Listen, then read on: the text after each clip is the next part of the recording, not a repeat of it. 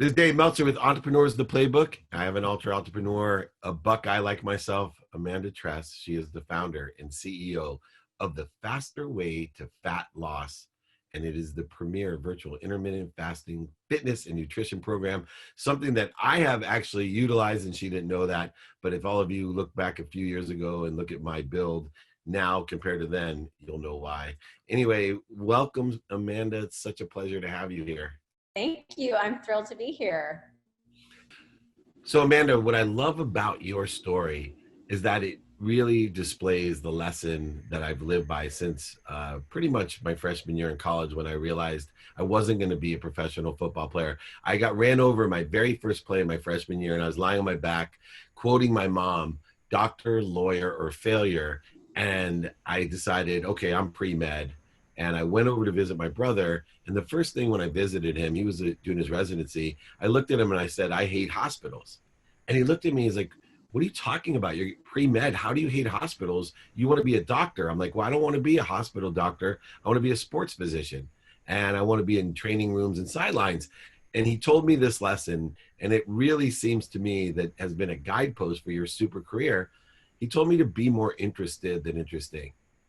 And you're someone that, as I look through how you built your business, when nobody could tell you really what was going on in your own personal life, that but for the fact that you were so interested in what was going on and you just didn't accept what people told you, right? The ignorance of the 87%, I call it, you really created a void for the universe to fill. And now you are a extremely successful entrepreneur, a multi-million-dollar business from a need that you filled and explored through your interest. Where did that come from? Yeah, that's a great question. And I appreciate hearing your backstory as well, because I agree that we have many similarities. I actually personally struggled with some health issues when I was in high school. I have a wonderful family. I grew up with loving parents and siblings. However, I struggled with high blood pressure. I was actually on blood pressure medication. Both of my sisters, unfortunately, to this day, are morbidly obese. We didn't eat healthy. We didn't move for the sake of being sure that we were taking care of our bodies. And so when I was in college, I decided to do some research, take ownership of my own health and wellness, and consider how I could wean myself off of blood pressure medications, because I looked around and I'm the only freshman in college who was on meds at the time. And frankly, my doctor said to me, listen, you'll be on blood pressure meds for life. You'll probably have to go on blood sugar meds as well, metformin for insulin resistance and a few other things. And I just thought that was unacceptable. So as I mentioned, did some research. I was able to do a complete 180 with proper nutrition. I started exercising just simply to stay well, to stay fit and healthy versus simply related to athletics. And I immediately knew that I had to help other people also get healthy. So I didn't want to just say, wow, I feel good, I'm going to go on, move on with my life. I wanted to empower other people to feel the same way I did. So I started my fitness business actually in college. And then there's been quite a journey since then, which I'm sure we'll get into. Yeah, what's so interesting is I met with the Surgeon General. We were blessed, Warren Moon and I, to work with the Beating the Odds Foundation. And we asked what the critical concerns for our children would be. And one was smoking. The second was skincare, because the sun is so powerful. And the third was obesity. And growing and accelerating, you can see that we literally can save our country if we teach these simple techniques that what I love about what you teach in the business that you built is it's one for a lifetime, right? It's not, hey, drink this shake and you will be able to drink it for like 2 months and you'll lose a lot of weight, and then you'll stop drinking it and gain twice as much weight back. And billions of dollars are made in the short term with that approach. Your approach is a lifestyle and lifetime approach. How, with no medical background in college, how did you develop such a keen awareness to the simplicity and common sense of how to, you're living proof of how to be fit and healthy. Yeah. Yeah. Great question. A lot of what I developed over, frankly, a decade of working with clients in the gym was based on trial and error in my own life, in the lives of my gym clients. But I also chose to surround myself with people who are far smarter than me. I've always said I'd prefer to be the dumbest person in the room. And I've gotten to know many people who are physicians, who are naturopathic doctors. I have uh, really created a good network and frankly now an advisory board for my company where people can say, here's the latest research, here are the strategies that are truly working based on studies. And so through the years, through actually a full decade, I developed a program that did not include shakes or wraps or pills. I said, listen, there's got to be a better way. People are consuming these packaged food products, through a certain weight loss program or consuming shakes, but not seeing sustainable results. So how can I create something that is healthy, that is maintainable? And eventually I developed a program that incorporates intermittent fasting. As you mentioned, we do carb cycling as well. We track our macronutrients, and then we combine our food log with strategic 30-minute workouts. Many of my clients do not have 3 hours to spend in the gym. Specifically now, we're unable to spend hours upon hours in the gym. So we've been very strategic about being sure that we're maximizing our time and pairing that meal plan with our workouts. One of the biggest resistance that people have to any program is just their own habits, right? I teach myself a level above what you teach is to effectuate people for what they want, right? And so I work on the ego and the resistance created by the ego that says, why eat right when you can go through the drive-through? Why exercise when we can sit here and watch Tiger King? How do you, it really, this is literally what I deal with all day long. How do you have obviously a proven lifetime program, and you create this terrific content beyond it. You have 2 podcasts and you're an amazing brand yourself.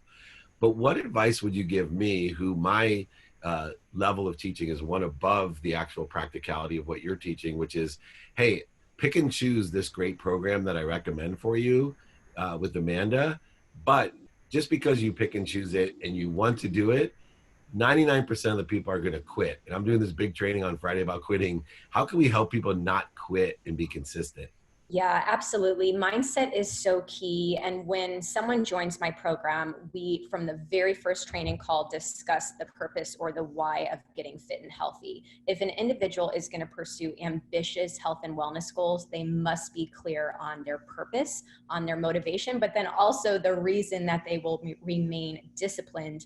On our live workout this past Monday, I said, listen, motivation will wane. We all started the year very excited, very motivated. The people, the 20,000, the 30,000 people who showed up for my live workout on Monday morning, they are disciplined, and they are disciplined because they have a purpose that goes beyond themselves. So for example, I have many moms and dads in my program who want to be fit, healthy, strong, and happy for their kiddos. They know that when they are pursuing health and wellness, and when they are the best version of themselves, then they can parent better. They have more patience, they have more energy.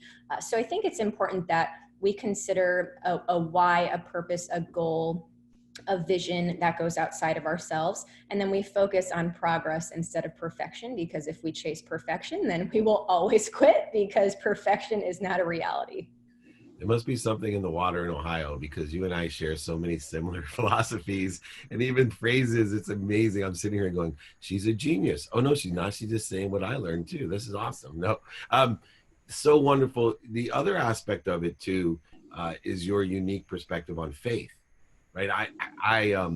You know, have always been a faithful person, and I wasn't able to kind of define that without people having resistance because of some separation of a dogmatic religious definition they want to put on me and all types of other things. But within the context of faith is what you were talking about, receiving. My life changed when I started using your program is because my wife, I put my family first, then I put my activity I got paid for second, and then I put my health third, and I never got to my health because who the heck wants to go work on their health when they can hang out with their kids or make money? And right. And Right. so my wife, I asked her, we were, recovered from losing all that money in 2008. Things, we were living in the top of our life, and all our kids were healthy, everybody was happy. So I asked her, what can I do for you? And she said, you need to take care of yourself, because I know if you take care of yourself, you'll take care of other people, right? You'll take care of us. And that's exactly what your business is built off of. But what occurred to me when I decided to do that was I had to have faith. Right? When you put yourself first, you have to have faith. How does that intertwine into not only your personal life but also your business life? Yeah, a couple things when it comes to faith. First and foremost, I tell my clients that your reality next year at this time will be a direct reflection of what you believe to be possible. If you have the faith that you are able to succeed, then you will be far more successful versus someone who comes in with a pessimistic attitude. So that is really important to us. We do speak about faith and spirituality quite a bit in our program and through our program. Not only do I want people to feel energized to fulfill their own purpose after going through my physical program, but I also have a separate vertical of the business, which is a certification for women and men who want to actually earn significant income promoting or running my program, so they can then recirculate their wealth to their family, church, and community. So that's a really important aspect of the success of the business and our core values as a company. It's amazing. And, I always say keep it simple, keep it stupid. And, what you do, you keep so simple and so clear that anyone can do. What are your best fitness and health tips for people today that, are outside of gyms, and probably, gyms and stadiums, my business, the sports side of my business will be the last thing to be implemented back into our lives. But what should we be doing today? What are some simple tips that you can give everyone? Yeah, first and foremost, as a trainer, I still tell my clients that nutrition is key. Nutrition is about 90% of the equation. In the faster way, we implement intermittent fasting, as we've mentioned. Intermittent fasting is important really for anyone and everyone to implement, with very, very few exceptions. If you want to be healthy and well long term, I highly suggest that you consider intermittent fasting. We also, as I mentioned, pair 30-minute workouts with our whole food nutrition log. It is important to move. It's important to build strength and stamina. Of course, we have the endorphins from our workouts, which are fantastic as well. And then thirdly, we believe in community at the Fast Way to Fat Loss. We believe in community, accountability, support. If you are all by yourself at your house, in your apartment, trying to get it done, it's going to be a lot more difficult. But if you have a supportive group of individuals who is encouraging you and cheering you on, you're going to be far more successful long term. And have you found that people are more apt and able to do it online? Because you've had such a huge, I mean, hundreds of thousands of people online throughout the years. And now in the last 10 weeks, I know in my speaking and my coaching and masterminds, all those things, I was even resistant to Zoom. I was joking around with one of the guys at Pebble Beach who tried to push Zoom on me like for the last 3 years. I'm like, I hate Zoom. I can't do my emails and multitask while Zoom. Now I'm living on Zoom. Do you see this online aspect of fitness continuing even when we get to be back into the gyms? Absolutely. I have been running online virtual boot camps for, nearly a decade now, in addition to maintaining my in-gym clients. And it's interesting because the feedback that I'm receiving now, even as recent as yesterday, is that many of my clients, hundreds of my clients, are saying, listen, I'm not going to renew my gym membership. I'm actually going to continue doing these 30-minute at-home workouts. The convenience factor alone is reason enough, not to mention the safety. We have had 150,000 clients go through the Faster Way, and we currently have a record number of clients in our membership. We offer a gym version of the workouts, but we've seen very, very few people utilize those in the past several weeks. And I'm tracking the data. I don't anticipate that it's going to be business per usual. Even in the next couple of months, I think we're looking at a new normal for the fitness industry in general. Yeah, I think the on demand, the travel time, safety time, all of those things. And once you get acclimated to it, there are advantages, just like this pause, right? We're finding different advantages to having to stay at home with our families, even if we've been with our spouses or known them since elementary school, like you and I. Uh, um, it, in the end, one last thing, you know, you have built such a great brand. Any branding advice that you can give? You know, the fitness space is so crowded, and you've done an exceptional job of not only making yourself equal, but making yourself better. Can you give us, you know, with your two podcasts and your terrific brand, a piece of branding advice for individuals that may not be in the fitness space, but it's such an important aspect of being an entrepreneur today? What would be that advice to someone starting their brand online? Yeah, really great question. You know, the way that we have grown, and specifically over the past 2 years, gone from, 1 to 60 million in 24 months with this particular vertical within my company, is on the backs of micro influencers. We have really empowered our influencers, our affiliates to say, we love this brand, we love this family, we love this community. We've done a lot in the way of creating merch and swag, even over the past few months, sent it out to all of our advocates, and been sure that the brand is recognizable across Instagram and other social media platforms.